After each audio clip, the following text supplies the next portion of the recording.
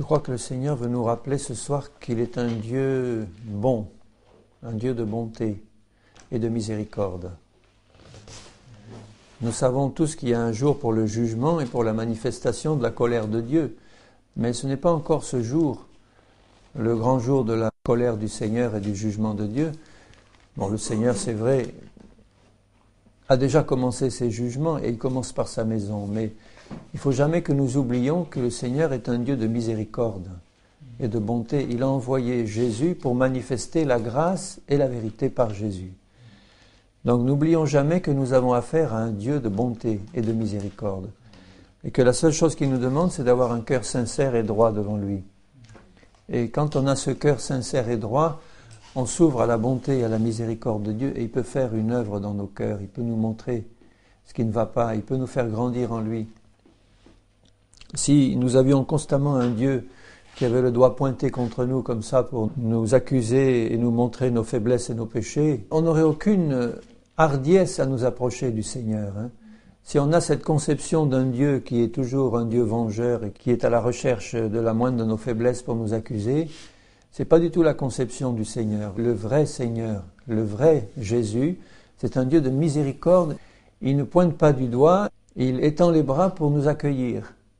Alléluia. Alors ce soir, gardons ça dans notre cœur, que nous avons un Dieu de miséricorde qui veut nous faire du bien et qui veut nous faire grandir en lui, qui veut que nous grandissions en lui, puisque son but, c'est de nous faire atteindre la perfection en lui, une perfection totale, complète, pas quelque chose de demi-achevé. Vous savez, il n'y a rien de pire pour un artiste que de voir une œuvre inachevée, qui n'est pas terminée. Il y en a qui meurent avant d'avoir fini leur symphonie, d'avoir fini leur statue, etc.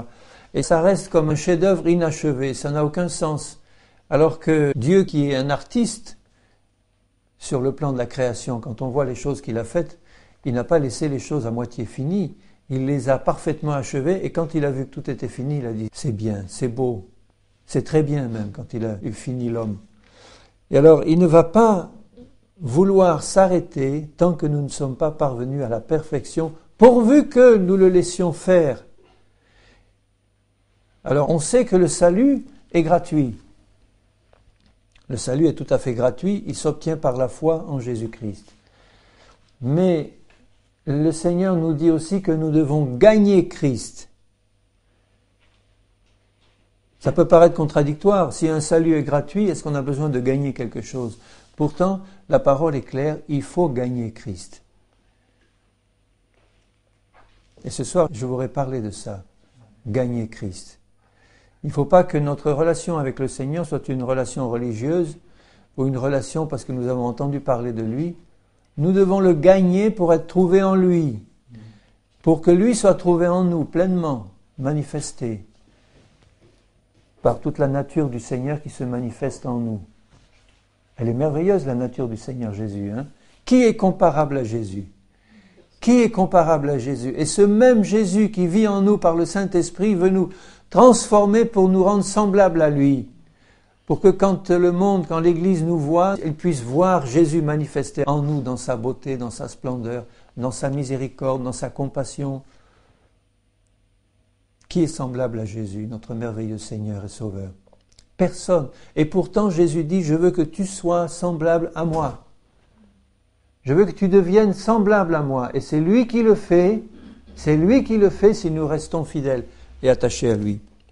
Je voudrais lire dans Philippiens 3 quelques versets qui sont merveilleux parce qu'ils nous remettent vraiment dans la perspective du Seigneur. Et ils nous montrent en fait que notre but sur la terre, nous chrétiens, remplis du Saint-Esprit, nés de nouveau, notre seul but, c'est de connaître et de gagner Christ et de le manifester. C'est même pas d'évangéliser pour sauver des âmes, le but principal. Ça vient après. Si nous avons un amour profond pour le Seigneur, un amour ardent, et que nous voulons gagner Christ et le manifester pleinement en nous, nous serons entre ses mains un puissant instrument d'évangélisation. Croyez pas ? Regardez comme au début de la vie des actes des apôtres, au début des actes des apôtres, quelques disciples remplis du Saint-Esprit ont gagné le monde entier connu de l'époque en quelques années. Pourquoi ? Parce qu'ils avaient laissé tout pour suivre Christ. Enfin, laissez tout, ça ne veut pas dire que vous devez laisser maintenant votre travail à l'usine ou au bureau, mais dans leur cœur, ils avaient tout laissé. Et si Jésus leur disait maintenant, laisse ça et suis-moi, ils laissaient et ils suivaient. Donc, quelle que soit leur activité, leur occupation, ils n'avaient qu'une seule chose dans leur cœur, c'est servir le Seigneur, lui obéir et manifester Christ dans leur vie. Christ nous a tout donné, à nous de tout donner aux autres et de manifester d'abord ce qu'il a donné dans nos vies. Dans Philippiens 3, Paul leur dit à ces Philippiens, si vous relisez après, pas maintenant mais plus tard, le début du chapitre 1er, vous verrez que c'était des chrétiens qui avaient été très éprouvés, persécutés et éprouvés. Et Paul les exhorte à tenir ferme. Et il leur dit à ces Philippiens persécutés, à qui on enlevait leurs biens, on les mettait en prison, certains étaient torturés et tués, il leur dit, au reste mes frères, réjouissez-vous dans le Seigneur. Dans le Seigneur. Réjouissez-vous dans le Seigneur. Parce que quand nous sommes dans le Seigneur, c'est-à-dire que nos pensées sont constamment fixées sur Jésus, que nous sommes en lui, on est plongé en lui. C'est ça que ça veut dire baptisé dans le Saint-Esprit, c'est que nous sommes plongés dans un bain du Saint-Esprit. Et nous n'en sortons pas. Et nous sommes plongés en lui, et dans le Seigneur, nous nous réjouissons parce que lui est la source de toute joie et de toute paix. Dans le Seigneur. Je ne me lasse pas de vous écrire les mêmes choses, et pour vous cela est salutaire. Prenez garde aux chiens, prenez garde aux mauvais ouvriers et aux faux circoncis. Les chiens, c'est ceux qui retournent à ceux qu'ils ont vomi, vous savez, c'est ceux qui ont fait profession de connaître Christ et puis qui après retournent manger les saletés du monde. Et puis, il y a aussi les mauvais ouvriers, ceux qui travaillent mal pour le Seigneur. On peut travailler mal pour le Seigneur quand on n'a pas tout donné au Seigneur. Quand on n'a pas donné toute sa vie, on ne peut pas travailler bien pour le Seigneur. On va travailler mal parce qu'on va travailler à 50% ou à 30% de nos moyens, ou à 10% ou à 90%, et on va être des mauvais ouvriers. Jésus veut un travail à 100%. Un travail à 100%, c'est un travail qui est conduit par son esprit. Voilà. On peut être un mauvais ouvrier si on travaille par la chair. Mais si on est conduit par le Saint-Esprit dans tout ce qu'on fait, là on est un bon ouvrier. Donc il faut qu'on prenne garde à ceux qui se disent chrétiens et qui travaillent dans la chair. Prenez garde aux faux circoncis, ceux qui font semblant d'être passés par la mort en Christ mais qui ne le sont pas. Ils n'ont pas eu le cœur circoncis. Ils ont peut-être dans la chair la trace de la circoncision, c'est-à-dire l'apparence, mais ils n'ont pas la réalité dans leur cœur. Donc mettons-nous en garde contre cela, ça ne veut pas dire qu'on doit les rejeter, il faut les aimer et prier pour eux, mais ne les écoutons pas, ne suivons pas leur exemple et méfions-nous de ce qu'ils nous conseillent et de ce qu'ils nous disent. Mettez-vous en garde, il dit.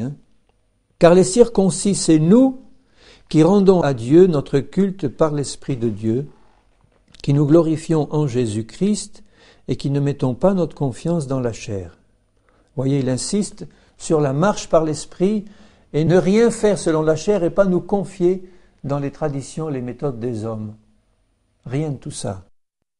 Alors, nous sommes donc des vrais circoncis si nous rendons à Dieu un culte en esprit, et le culte rendu en esprit, c'est pas le dimanche matin de 10 à 12 seulement, c'est du début à la fin de la journée, c'est que toute notre vie est offerte sur l'autel. Un culte, c'est quelque chose qui est offert à Dieu. Notre vie est offerte sur l'autel du Seigneur, et notre vie du matin au soir est un culte rendu à Dieu, une offrande au Seigneur, par l'Esprit, une offrande agréable. Seigneur, ma journée est pour toi, elle est devant toi, maintenant tu me conduis et tu me diriges, et tu me montres par l'Esprit ce que je dois faire. Je veux te rendre un culte agréable, et te louer, me réjouir. Alors, nous qui nous glorifions dans le Seigneur, comment est-ce qu'on peut se glorifier dans le Seigneur ? En achevant la tâche qu'il nous a donnée à faire, en manifestant tout ce qu'il veut que nous manifestions dans sa nature, dans ses dons, on peut se glorifier en lui dans ce cas-là, parce qu'on dit, tout ce que tu vois de merveilleux dans ma vie, c'est Jésus qui me l'a donné. Donc je me glorifie en lui parce que je rends gloire à Jésus. Je lui donne toute la gloire de ce qu'il a fait dans ma vie. Je me glorifie en lui. Comme Paul, dans le même passage, il dit, suivez mon exemple. Imitez-moi et imitez ceux qui m'imitent. Donc il ne le disait pas par orgueil du tout. Il se glorifiait en Christ parce qu'il savait que c'était Christ qui l'avait changé. Et vous savez ce qu'il dit, lui, qu'il était le premier des pécheurs. Donc si Christ a été capable de changer le premier des pécheurs pour en faire le premier des apôtres, Tu peux avoir de l'espoir, mon frère et ma sœur, qu'il est capable de te changer pour faire de toi quelqu'un de merveilleux, rempli du Saint-Esprit et entièrement donné à son service. Mais il y a des conditions qu'on va voir après. Et c'est ça, le culte rendu par l'Esprit de Dieu qui nous permet d'être remplis du Seigneur et de nous glorifier en Christ, parce que nous allons recevoir des bonnes choses merveilleuses du Seigneur. Il va manifester en nous son caractère et ses dons, et ça va être à la gloire de Dieu, et nous pourrons le glorifier en disant, ben voilà ce que Dieu est capable. Nous sommes une lettre ouverte, nous sommes une vitrine aux yeux du monde, une belle vitrine bien arrangée qui attire les âmes dans la maison du Seigneur. La maison du Seigneur, elle a le rez-de-chaussée rempli de belles vitrines, mais il faut que ces vitrines soient belles, bien achalandées. Si nous sommes la vitrine de Christ, les gens qui sont autour et qui ont envie d'autre chose que ce qu'ils vivent actuellement, leur vie de misère et de difficulté, ils vont voir à nous comme une vitrine de Christ et ils vont dire, bon, je peux peut-être pas encore attraper ce qu'il y a derrière là, mais je le vois et j'ai envie de rentrer dans cette maison pour me servir. Parce que là, on trouve des bonnes choses. Ils vont voir ce que Jésus a fait dans ma vie. Et qui ne mettons point notre confiance dans la chair. Donc, rien de ce qui est reconnu comme important par les hommes ne doit nous attirer. Qu'est-ce que les hommes recherchent? La puissance, la gloire, l'argent, le pouvoir, la renommée, des exploits dans tous les domaines, littéraires, sportifs et autres. Mais rien de tout ça nous intéresse, ni l'argent, ni le succès, ni quoi que ce soit, de ce que les hommes recherchent. Les hommes travaillent pendant 37 ou 40 ans pour économiser tout ce qu'ils peuvent pour avoir une retraite agréable et ils meurent 2 ou 3 ans après en laissant tout derrière. Ou même s'ils passent 30 ans de retraite à épuiser leurs quelques économies, qu'est-ce que c'est que ça devant la plénitude du Seigneur Jésus? Est-ce que ça peut remplir une vie, cet objectif-là, travailler comme des fous pendant 40 ans pour économiser un peu ou beaucoup, et puis passer quelques années à dépenser peu ou beaucoup de ce qu'on a gagné pour mourir après misérablement et tout laisser derrière? C'est pas une vie, ça. Nous, notre espérance n'est pas dans ces choses-là. Notre espérance est en Christ. Notre désir, c'est de manifester sa gloire dans nos vies pour vivre comme il veut que nous vivions et pour sauver des âmes et pour manifester la grâce et la puissance du Seigneur pour que les malades soient guéris, que les démons soient chassés, que les cœurs brisés soient guéris, que nous manifestions la compassion du Seigneur, la puissance et l'amour de Jésus. Ne mettons pas notre confiance dans quoi que ce soit de charnel, d'humain, rien. Et Paul, lui, il dit, moi aussi cependant, au verset 4, j'aurais des raisons de mettre ma confiance dans la chair. Si quelque autre croit pouvoir se confier dans la chair, je le puis bien davantage, moi, circoncis le 8e jour de la race d'Israël, de la tribu de Benjamin, hébreu né d'hébreu, quant à la loi, pharisien, quant aux zèles, persécuteurs de l'Église, irréprochable à l'égard de la justice de la loi. Il fallait quand même le faire. Lui qui était sous la loi, de pouvoir dire, moi j'étais irréprochable en ce qui concerne la loi. La loi n'a jamais amené quelqu'un à la perfection, mais au moins, en ce qui concernait les commandements de la loi, il était impeccable. Mais il faut voir quel terroriste c'était à son époque. Il saccageait les maisons pour en arracher les chrétiens, les jeter en prison, les forcer à blasphémer. Et quand on les mettait à mort, il les approuvait. Il était rempli de la justice de la loi, c'est-à-dire d'un esprit de meurtre et de violence et de vengeance. Mais il ne connaissait pas la justice qui s'obtient par la foi en Jésus. À cette époque, il l'a connue après quand Jésus s'est révélé à lui. Et il a été touché par une simple parole de Jésus qui lui a dit sur le chemin de Damas, « Je suis Jésus que tu persécutes. » Alors là, ça a suffi pour le retourner comme un gant, complètement. En une seconde, il a été retourné par l'amour de Jésus qui se révélait à lui. Et il dit donc, lui qui avait tant de sujets de se glorifier, on a toujours humainement un sujet de se glorifier de quelque chose. On a tous reçu, même les moins favorisés, ils trouvent toujours quelque chose pour se glorifier dedans. Vous n'avez pas remarqué ça? Les hommes, ils sont comme ça. Ils trouvent toujours quelque chose pour dire, même si c'est leurs propres enfants, disant, ce sont les plus beaux de la terre, ce que j'ai fait là, ou bien n'importe quoi. Quelques qualités qui peuvent ressortir et mettre en avant. Paul, lui, il avait vraiment des raisons de se glorifier dans la chair. Lui qui était docteur en théologie et qui avait étudié au pied de Gamaliel, qui était un des plus savants de son temps, un grand des grands, et d'un coup, Il a compris que le but de sa vie devait être Christ, que le vrai Seigneur qu'il persécutait sans le savoir se révèle à lui pour lui dire « Je suis Jésus que tu persécutes ». Ça bouleverse tout d'un coup. Il a compris qu'il était à 100% à côté de la plaque et il n'a pas perdu une seconde. Il n'a pas perdu une seconde. À l'instant où Jésus se révèle pour lui montrer qu'il était de travers, à l'instant même, « Seigneur, que veux-tu que je fasse? Maintenant ma vie elle est à toi. » Terminé. En un instant, bouleversé, rempli, et 3 jours après, rempli du Saint-Esprit, guéri, et allait commencer à faire son ministère d'apôtre. Mais ces choses qui étaient pour moi des gains, à l'époque, des choses qu'il avait gagnées péniblement à la sueur de son front, des années d'études, des années de recherche, il connaissait par cœur toute la lettre de la Bible et de la loi. Ça représente des années d'études et de recherche. Il connaissait tout ça par cœur. Mais ce qu'il avait gagné à la sueur de son front, en un instant, il dit maintenant je considère ça comme une perte. J'ai perdu mon temps. C'est terminé. Tout ça à la poubelle, il dira. Je les ai regardés comme une perte. À cause de quoi? À cause de Christ qui venait de se révéler à lui. Et le peu qu'il avait eu de cette révélation-là a suffi à bouleverser sa vie et à dire maintenant Seigneur, c'est toi que je veux rechercher et servir pour toujours, pour toute ma vie, à 100%, sans regarder en arrière, sans faire plus rien de ce que je faisais avant dans ma vie passée. C'est terminé. Vous vous rendez compte si toutes les conversions étaient de cette qualité-là?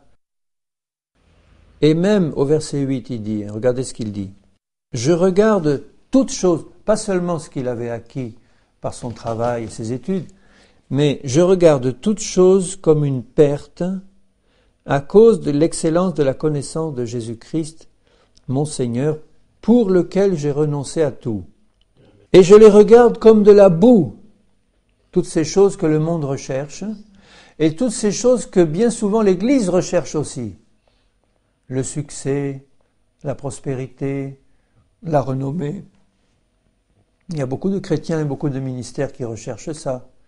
La renommée, être quelqu'un dont on parle et qui manifeste vraiment la puissance de Dieu, et qui dirige les plus grandes églises et qui a le plus d'œuvres chrétiennes, donc il contrôle tout ça. C'est de la chair, ça, c'est pas du Seigneur du tout. Mais lui, il dit, Paul, je regarde toutes ces choses comme une perte à cause de l'excellence de la connaissance de Jésus. Ça veut dire que les deux sont incompatibles.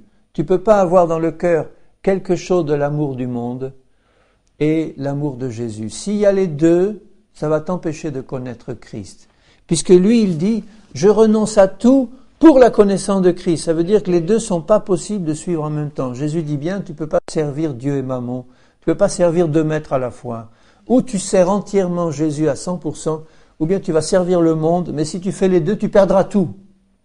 Tout. Alors que là, si tu veux gagner Christ, tu dois renoncer à tout. C'est ça la croix. Et je les regarde comme de la boue, afin de gagner Christ. Gagner Christ. Tu vois le terme qu'il emploie, gagner. Ça veut dire qu'il y a un prix à payer. Ce salut est gratuit, la porte est ouverte, tout est donné par grâce et nous recevons tout par la foi. Mais si tu n'es pas prêt à renoncer à tout pour gagner Christ, tu ne pourras pas le connaître à fond comme lui veut se révéler à toi. Et tu ne peux pas donc le servir si tu ne le connais pas bien. Tu ne peux pas parler aux autres de quelqu'un que tu connais mal. Tu as besoin de le connaître bien et pour ça il faut que tout soit donné à Jésus et que tu renonces dans ton cœur à tout ce qui t'a attiré jusqu'ici dans le monde et tout ce qui t'attire encore dans le monde. Renonce à tout ça, laisse tout ça de côté afin de gagner Christ et d'être trouvé en lui. Bien sûr, en esprit, nous sommes en Christ, dans les lieux célestes, assis en lui. Et il est en nous. Mais c'est autre chose qu'une parole et qu'un mot. Il est en moi, je suis en lui, etc. Bon, si c'est simplement des mots en l'air et pas une réalité vécue, ça n'a aucun sens et l'onction de Dieu ne repose pas sur toi. Tu peux pas dire ça comme une parole en l'air.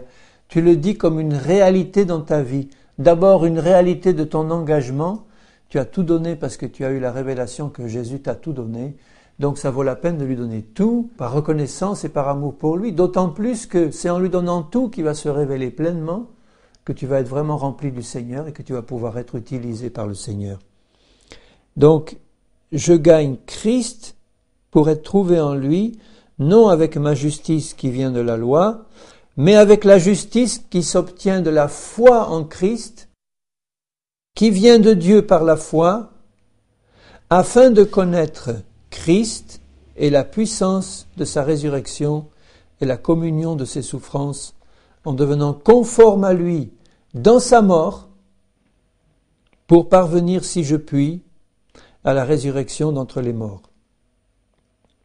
Dans ce court passage, là, entre les versets 7 et 11, il emploie plusieurs fois des expressions qui sont semblables ou complémentaires. Il dit, au verset 7, « Je regarde toutes choses comme une perte à cause de Christ. » Il commence par préciser sa pensée.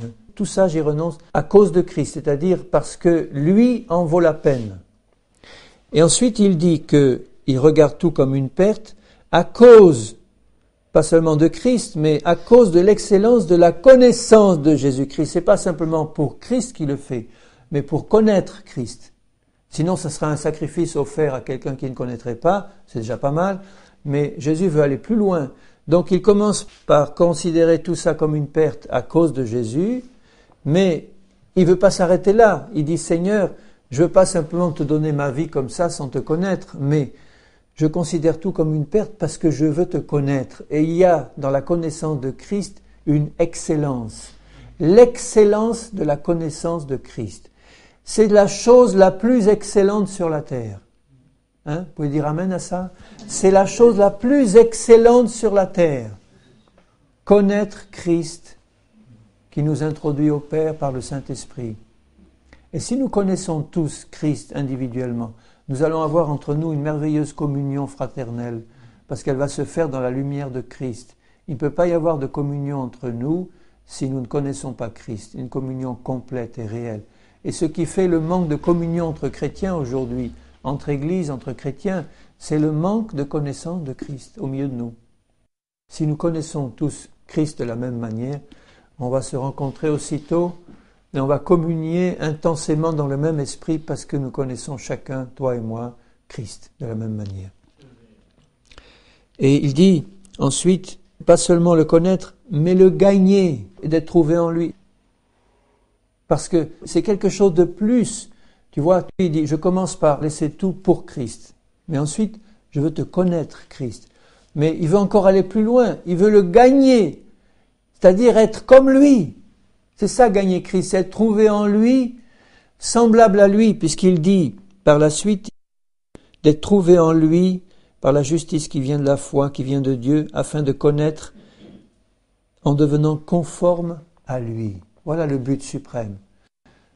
Tout pour Christ, tout pour connaître Christ, mais tout pour être semblable à lui, conforme à lui, comme lui. Parce que, en un sens, tu peux aussi connaître Christ et t'arrêter là, sans être conforme à lui. Et Jésus veut que tu ailles plus loin que la simple connaissance de Christ. Il y a des chrétiens qui s'arrêteraient quand même à la connaissance de Christ, sans vouloir aller jusqu'au bout du prix à payer, parce qu'il y a une conformité à sa mort. Il voudrait bien connaître Christ, mais lui être entièrement semblable, ça demande un sacrifice supplémentaire, la mort complète, puisque la vie de résurrection ne peut pas se manifester s'il n'y a pas la mort, une conformité à sa mort. Donc ça, c'est le but suprême. Si tu es décidé à payer ce prix-là, donc non seulement tu vas tout donner pour Christ, et tu vas tout faire pour le connaître, mais tu vas tout faire pour être semblable à lui. Voilà. Quand on connaît Christ, si on est honnête, on ne désire qu'une chose, c'est être semblable à lui. Et là, Jésus aura accompli son but. Si ce désir est dans ton cœur, la puissance du Seigneur va travailler dans ta vie pour manifester justement ce que tu désires dans ton cœur. C'est lui qui va le faire, c'est pas toi qui va te rendre semblable à lui. C'est lui, par sa puissance, qui va te transformer jour après jour, qui va te remplir de son esprit, qui va t'oindre de son esprit, qui va se révéler constamment pour que la vie éternelle coule en toi. Parce que Jésus a dit, la vie éternelle, c'est qu'ils te connaissent, toi le seul vrai Dieu, mais connaître au sens intime, une union intime de l'un et de l'autre, où on ne devient qu'un. Comme le mari connaît sa femme et devient un, eh bien avec Christ, dont nous sommes l'épouse, nous devons avoir cette connaissance intime où nous sommes un. Et à ce moment-là, il peut prendre notre vie pleinement en charge et se servir de nous et se glorifier. La justice qui vient de Dieu par la foi, afin de connaître Christ et la puissance de sa résurrection. La puissance de la vie de résurrection qui est déjà en toi, mais qui ne demande qu'à s'écouler si tu ouvres la porte de la croix dans ton cœur, la communion de ses souffrances. Il y a des chrétiens qui s'arrêtent là. Ils disent, Seigneur, je veux bien te connaître, mais j'aime pas trop l'idée de la communion de tes souffrances. Parce que ça veut dire être persécuté, être rejeté, être injustement traité, être crucifié, être mis à mort. Et Seigneur, j'aimerais tant pouvoir te connaître parfaitement sans passer par là. Jésus dit non, c'est pas possible, bien-aimé, c'est pas possible. Parce que pour connaître Christ, il faut que la chair soit entièrement ôtée et que tu puisses être dans cette communion spirituelle qui ne peut être faite que lorsque la chair est mise à mort et que tu es dans le lieu très saint, rentré par la croix, par le chemin que Jésus a suivi. La communion de ses souffrances. Alors, tu le dis d'avance, ça, hein?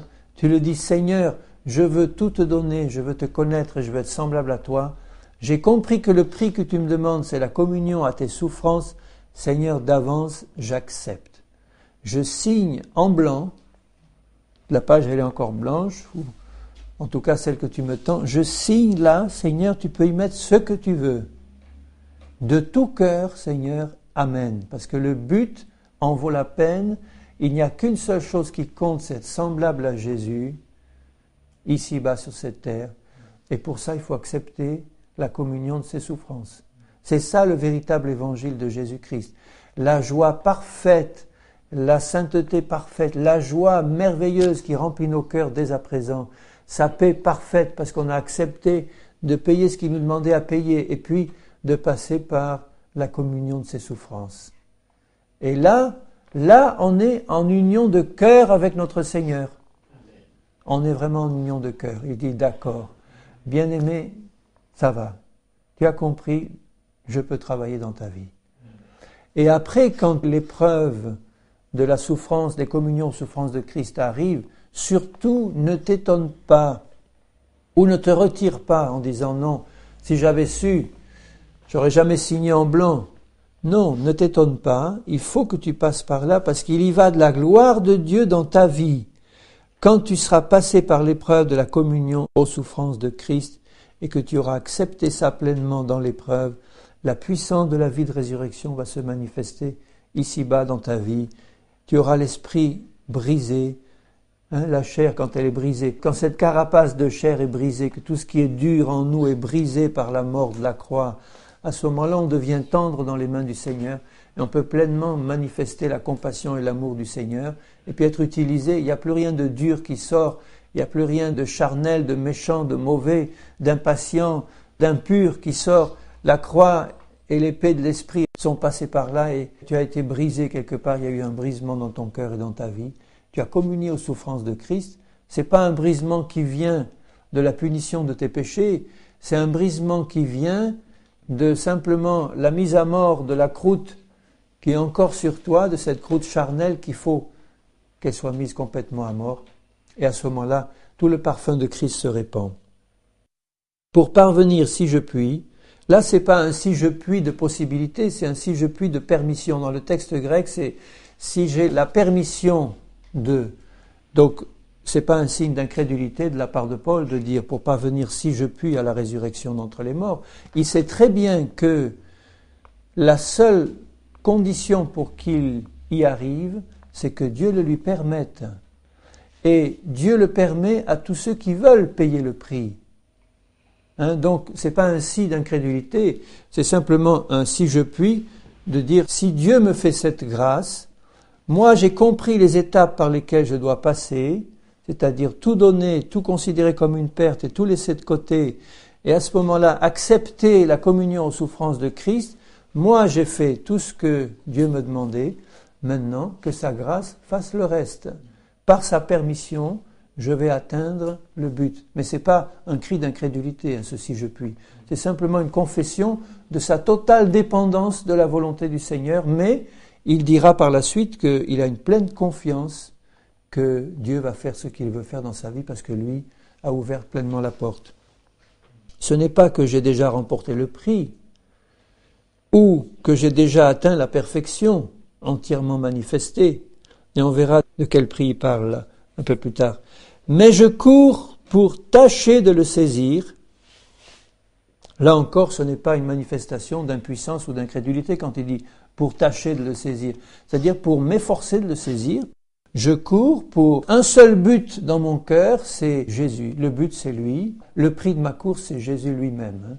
C'est la manifestation de la vie de Jésus en moi. Donc, je cours pour tâcher de le saisir, ce prix, puisque moi aussi j'ai été saisi par Jésus-Christ. Bien-aimé, quand tu es saisi par Jésus-Christ, eh bien plus personne ne peut t'arracher de ses mains. Sinon toi, qui décides d'aller ailleurs. Mais quand tu as décidé de payer le prix jusqu'au bout, Christ te saisit et à ce moment-là, il fait son œuvre en toi. Il va faire sa volonté, il va te faire passer par toutes les expériences qu'il veut pour ta vie, tu ne t'en étonneras pas, tu recevras dans ces épreuves et dans ces difficultés une pleine grâce et un plein secours de la présence du Seigneur, une pleine victoire dans l'épreuve, mais Christ t'a saisi maintenant, son œuvre se fait dans ta vie. Frère, je ne pense pas l'avoir saisi, le prix encore, c'est-à-dire avoir manifesté parfaitement dans ma vie la perfection de Jésus. Mais je fais une chose, oubliant ce qui est en arrière et me portant vers ce qui est en avant, je cours vers le but pour remporter le prix de la vocation céleste de Dieu en Jésus-Christ. Et nous venons de lire que le prix de cette vocation céleste, c'est d'être semblable à lui par la communion de ses souffrances. Être semblable à Jésus, conforme à lui. Que toute la nature de Jésus se manifeste en moi. Voilà le prix, c'est Jésus lui-même manifesté en moi. Le prix, c'est ça. Est-ce que tu veux remporter ce prix-là? Est-ce que tu veux remporter ce prix-là? De voir le modèle, l'exemple, le but, Jésus, et puis te dire, si tu laisses tout de côté, tu ne penses qu'à une chose, c'est à remporter ce prix-là.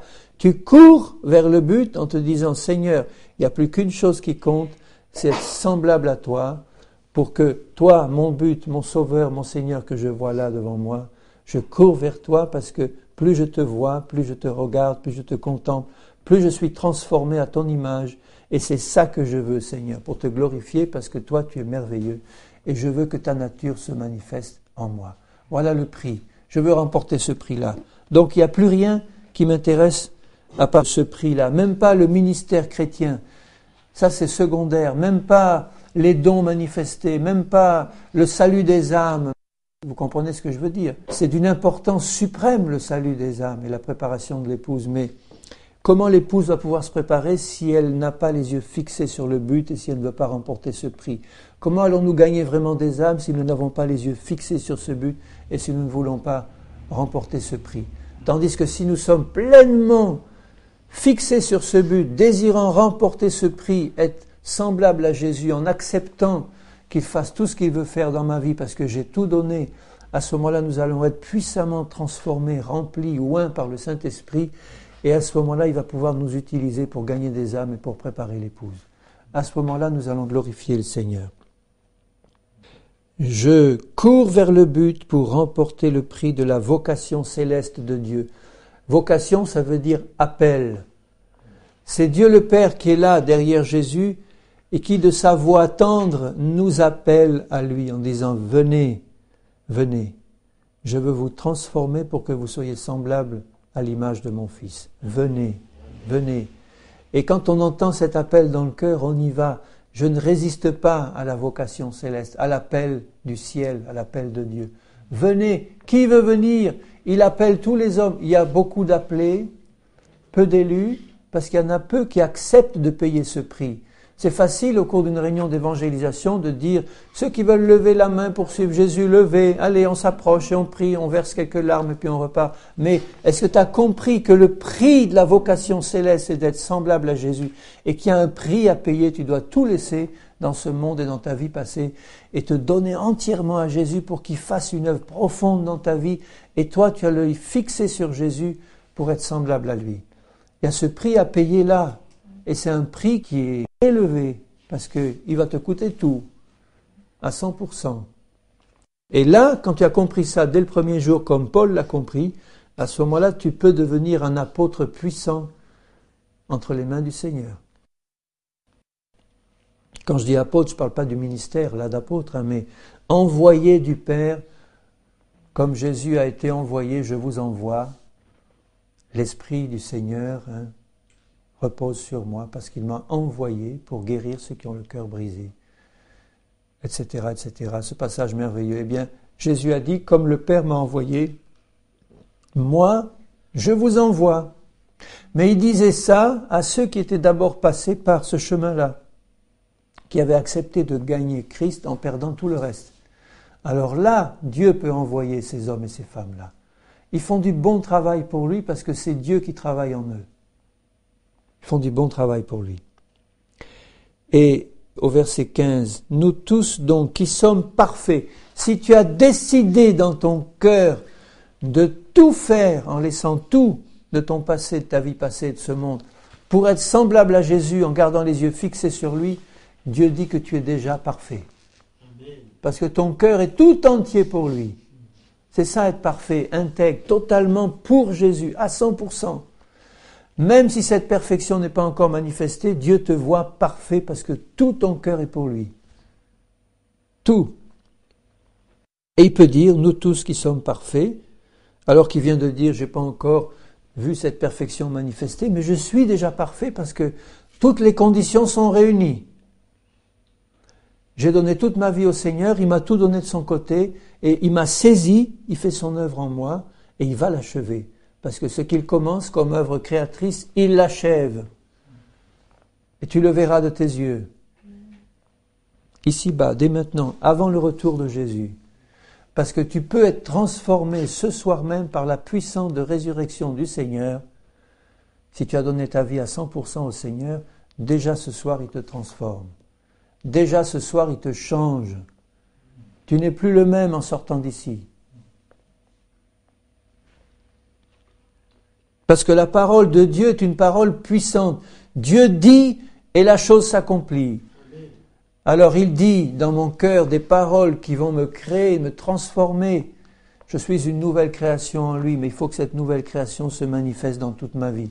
Et elle se manifeste par la parole de Dieu qu'il m'adresse à ce moment-là parce que moi je lui ai tout donné, il va pouvoir travailler. Et la parole ne va pas être stoppée ou annulée ou arrêtée par mon incrédulité ou par mon manque de consécration ou par le fait que j'ai pas tout donné. La parole va être stoppée. Il est dit quelque part que la parole a été anéantie par ceux qui ne l'avaient pas reçue dans la foi. Elle n'a pas produit d'effet. Elle n'a pas été mélangée à la foi. Elle n'a pas produit l'effet que Dieu voulait qu'elle produise. Alors que si nous sommes là dans une attitude de foi, en disant d'ouverture à 100%, Seigneur, vas-y, fais ton œuvre. Dieu envoie la même parole, elle pénètre et elle fait toute son œuvre librement et elle la fait à la perfection. Il n'y a rien qui l'arrête. C'est merveilleux. Et là, tu es transformé de gloire en gloire, jour après jour. Si tu passes un jour sans être transformé, c'est que tu as retenu encore quelque chose. Ou tu as repris quelque chose de ce que tu avais donné. Tu laisses tout. Chaque jour qui passe, tu vois la transformation du Seigneur. Tu la vois.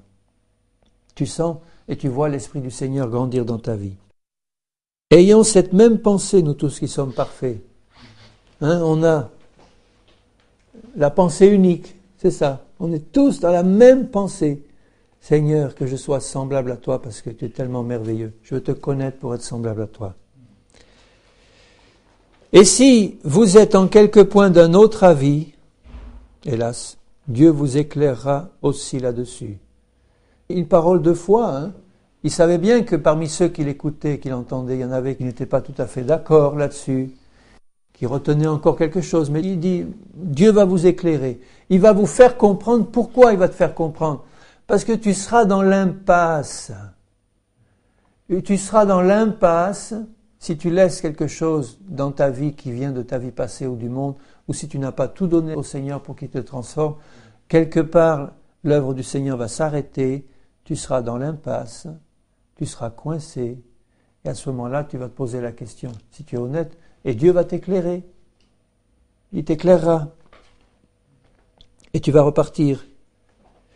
Seulement au point où nous sommes parvenus, marchons d'un même pas. Et nous savons, cette marche d'un même pas, en quoi elle consiste? Il dit, courez vers le but, c'est ça. la marche au pas du Seigneur, c'est vous courez vers le but tous ensemble, marchez d'un même pas, alors qu'il vient de dire je cours vers le but. Et quand il dit je cours vers le but, vous remarquez qu'il ne s'arrête pas pour se laisser freiner par ceux qui traînent les pieds. Quand il dit marchons d'un même pas, ça ne veut pas dire bon, je vais arrêter ma progression spirituelle parce qu'il y en a qui traînent les savates, là, qui ne veulent pas tout donner, donc pour les accompagner, les pauvres, je vais m'arrêter de me consacrer à 100% pour être avec eux, pour les accompagner un peu. Non, c'est pas ça qu'il dit. Il dit, moi je cours, courons ensemble. Allez, d'un même pas. Si tu restes derrière, c'est que tu n'as pas compris ou accepté le plan du Seigneur. Mais Paul ne dit pas, donc j'arrête de courir pour t'accompagner dans ton attitude rétrograde. Non, il dit, tu cours avec moi. Si tu ne veux pas courir avec moi, eh bien, je te laisse là et Dieu t'éclairera. Moi, je vais tout faire dans mon ministère d'apôtre pour t'éclairer, mais je ne vais pas me laisser ralentir dans ma course. Courons d'un même pas, nous qui tous avons été éclairés au point où nous en sommes. Courons d'un même pas vers le Seigneur. Marchons dans cette course vers le but. Soyez tous mes imitateurs, frères, portez les regards sur ceux qui marchent selon le modèle que vous avez en nous. Car il y en a plusieurs qui marchent en ennemis de la croix de Christ. Voilà ceux qui n'ont pas renoncé à tout. Je vous en ai souvent parlé, et j'en parle maintenant encore en pleurant. Leur fin sera la perdition.